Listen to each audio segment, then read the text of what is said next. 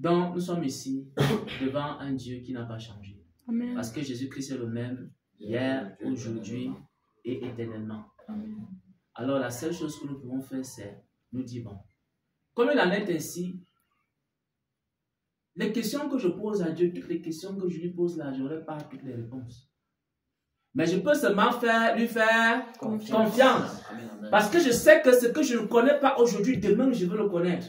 Parce que je sais que la puissance que je n'ai pas aujourd'hui, demain je l'aurai. Parce que je sais que la grâce qui n'est pas dans ma vie aujourd'hui, elle sera dans ma vie demain. Parce que lorsque David commence avec Dieu, pendant qu'il est en train de marcher avec Dieu, David ne connaît rien. Il ne connaît rien en ce qui concerne la royauté. Il ne connaît rien en ce qui concerne l'Esprit de Dieu. Il ne connaît rien en ce qui concerne le Dieu qu'il est en train de servir. Mais David était en train simplement de faire confiance en Dieu. Amen. Et pendant qu'il marchait avec le Seigneur, la grâce de Dieu ne faisait qu'augmenter dans sa vie. Amen. La présence de Dieu ne faisait qu'augmenter dans sa vie. Amen. La compréhension ne faisait qu'augmenter dans sa vie. Amen. Et c'est comme ça qu'il passait de gloire en gloire, de puissance en puissance. Je vais vous dire quelque chose. Je vais vous donner une révélation. Il faut que vous sachiez quelque chose.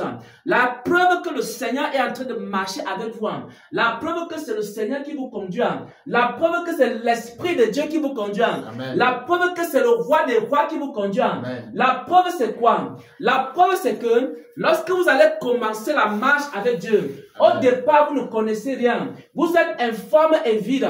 Parce que lorsque Dieu crée la terre était informe et vide. Et Dieu a commencé à parler. La première chose que vous devez savoir, c'est que Dieu va commencer à parler dans votre vie.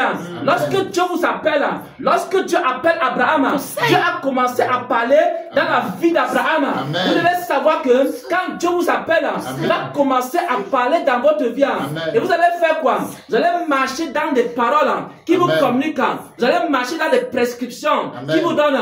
Au fur et à mesure que vous marchez dans sa parole, au fur et à mesure que vous marchez dans ses prescriptions, ce qui va se passer, c'est quoi? Ce qui va se passer, c'est que la compréhension va augmenter. Ce qui va se passer, c'est que la grâce de Dieu va augmenter. Ce qui va se passer, c'est que la présence de Dieu va augmenter dans votre vie. Ce qui va se passer, c'est que la puissance de Dieu va commencer à augmenter dans votre vie.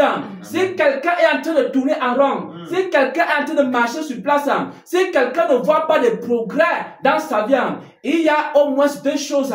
La première chose, c'est quoi? Soit Dieu ne parle pas dans sa vie. Dans ce cas, il n'est pas dans la vraie foi. Dans ce cas, ce n'est pas Dieu qui lui parle. La deuxième chose, c'est que mon frère, Dieu est en train de parler, mais il est en train de durcir ses oreilles. Dieu est en train de parler. Il n'est pas en train d'obéir comme Abraham. Si quelqu'un veut avoir la bénédiction d'Abraham, il faut qu'il ait l'obéissance d'Abraham. Si quelqu'un veut avoir la bénédiction de David, il faut qu'il ait l'obéissance de David. Si quelqu'un veut voir la gloire des apôtres, il faut qu'il ait l'obéissance des apôtres. Parce que beaucoup de gens pensent que la grandeur, le réveil, la puissance de Dieu, c'est d'abord une question de jeûne et de prière. Mais les gens ne savent pas que ces hommes et ces femmes, ils avaient tout abandonné. Ils ont commencé, Dieu a commencé à parler quoi? Dans leur vie. C'est d'abord la première chose.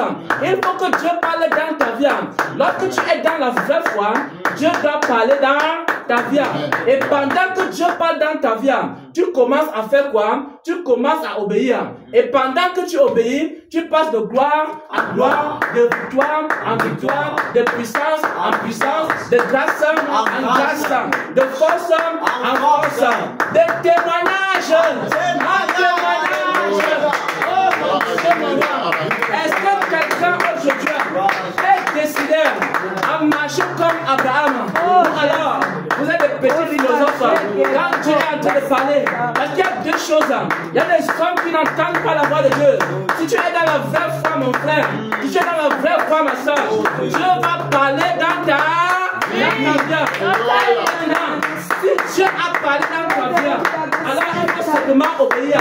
Il faut simplement obéir. Parce que sur le chemin de l'obéissance, écoutez peuple de Dieu, écoutez enfants de Dieu, écoutez la parole éternelle, écoutez la parole de Dieu, écoutez la parole de Dieu. Sur le chemin de l'obéissance se trouve la victoire.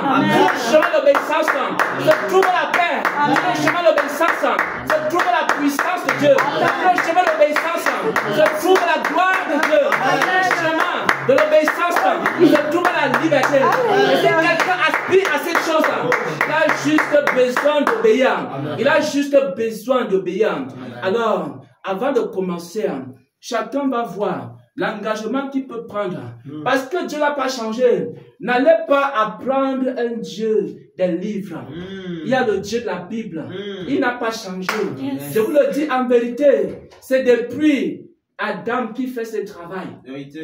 Ne soyez pas des philosophes qui raisonnent, qui réfléchissent, qui ont des arguments. Vous savez,